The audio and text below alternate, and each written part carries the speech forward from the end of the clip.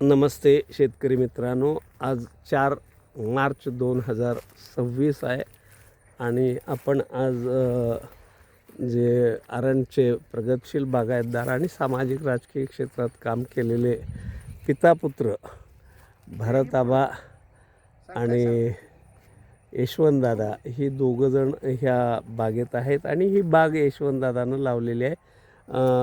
दादा, आपल्या शेतकऱ्यांना सांगायचं नेमकं ह्या बागेचं नियोजन काय आहे आणि ही झाडं किती वर्षाची आहे, लागण कशी आहे आणि शेतकऱ्यांना काय सांगणार ह्या बाबतीत. आंब्याच्या बाग लावत असताना किंवा फळबागा लावत असताना आपण काय काळजी घेतली?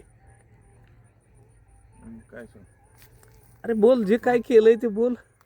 काय 1.5 वर्षाची झाड आहे ती. बरं आणि काय शेणखत मळी फक्त घातलेली आहे, बाकी कुठल्या औषधी केलेली नाही. बरं, ही किती बाय किती वर्षी लागण आहे आणि 14 बाय 6 वर्षे आहे. आणि ह्याचं तुम्ही जे लागण त्याला म्हणू आपण कशी केलेली आहे?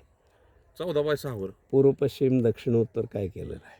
पूर्व पश्चिम. अच्छा, थोडंसं आपलं गणित ह्याच्यामध्ये चुकलं आहे. भविष्यात ज्या वेळेला बागा लावाल आपण त्यावेळेला ह्या ज्या बागा असतात त्या दक्षिणोत्तरच कराव्या लागतात. त्याची कारणं आहेत. सूर्य जे आहे तो पूर्वेकडून पश्चिमेकडे असतो, पश्चिमेकडून पूर्वेकडे असतो. वाऱ्याची दिशा ही पूर्व पश्चिम असते. हे वारं सगळीकडे खेळलं पाहिजे, ह्या झाडांना प्रकाश सगळीकडनं मिळाला पाहिजे आणि म्हणून कुठलीही बाग सक्सेस व्हायची असेल तर ती दक्षिण उत्तरच असते. भले द्राक्षाची असेल, पेरूची असेल, आंब्याची असेल, तुमच्या जांभळीची असेल, आज आपल्याकडं सगळ्यात जास्त म्हणलं तर बोरं पूर्वी होती, तीसुद्धा बाग जर त्या पद्धतीचं नियोजन केलं तर हे दक्षिणोत्तर पाहिजे. असू द्या, हा एक प्लॉट आपला पूर्व पश्चिम आहे, पण ही जी बाग आहे ही पूर्णपणे हेल्दी ज्याला म्हणू आपण अशा पद्धतीची आहे. 1.5 वर्षाची बाग असल्यामुळं अजून जसं आपण म्हणू की ही बाग 3-4 वर्षाची असेल अशा पद्धतीचं ह्याचं नियोजन झालेलं आहे. आबा, तुम्ही काय सांगाल बागेच्या संदर्भात?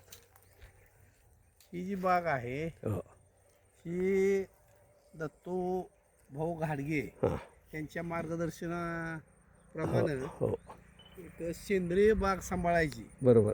कुठलंही केमिकल न वापरता अतिशय चांगल्या रीतीनं झाडं निर्माण करायची हो आणि त्याचा सगळा जी आंबे पिकतील ते सगळे आंबे हे विषमुक्त.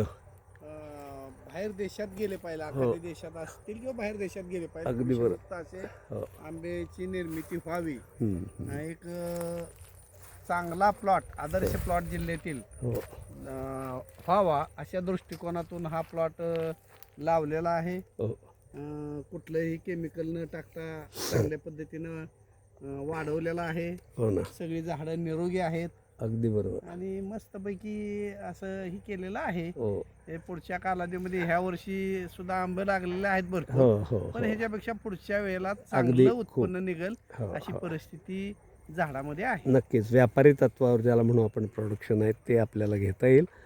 शेतकऱ्यांना तुम्ही काय सांगाल की आज जो शेतकरी आपला निराशेत आहे, शेती नको म्हणतोय, परवडत नाही म्हणतोय, मराठवाडा विदर्भात लोक आत्महत्या करत आहेत, काय सांगाल त्यांच्यासाठी?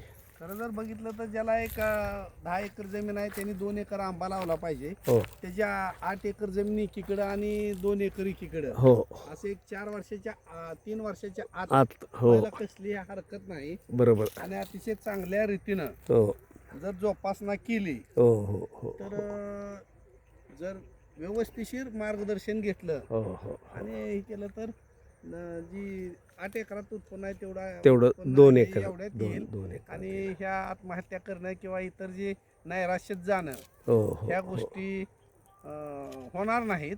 बरोबर. त्या दृष्टिकोनातून प्रत्येकाने थोडंसं आंब्याकडे लक्ष दिलं पाहिजे.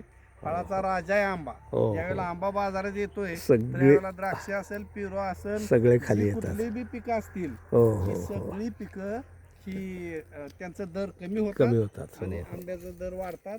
अगदी बरोबर. त्यामुळं जी आपण खरं जर बघितलं तर लवकर जर आंबा आणला हो तर 1000-1200 रुपये हो डझनानं आंबा आपल्या इकडे जातोय हो हो आणि ती कोकणातला येऊन जातोय. आपल्या इथं जर आपल्याला ती विकता आला तर अगदी. भरपूर पैसे व्हायला कुठलीही हरकत नाही. बरोबर. धन्यवाद आबा. आपण आज आपला या बागेतला आंबा 20 ग्रॅम 50 ग्रॅमपर्यंत साईजला आलेला आहे. हा आंबा एप्रिलच्या एंडला किंवा मेच्या सुरुवातीला आपण मार्केटमध्ये येऊ आणि पुन्हा एकदा आपल्या आंब्याची चव चाखायला आपण येऊ. धन्यवाद.